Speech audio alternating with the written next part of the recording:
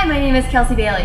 Hi, I'm Raveena. Today we're going to show you some different functional exercises you can do here at Total Fitness. You ready? Yep. All right.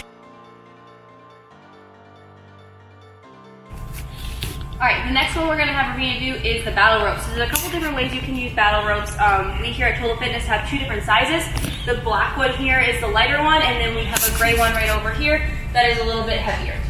So what she's going to do is she'll sink herself a little bit into a squat to support her body, engage that core, and she's going to alternate those arms, making sure that her arms are nice and loose so that they're almost like a continuation of the rope.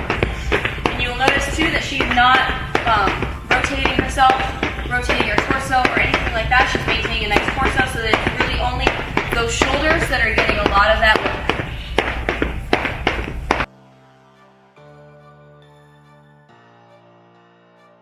The next one that we're going to have her do is just, instead of the alternating, it's going to be both arms together, so same thing.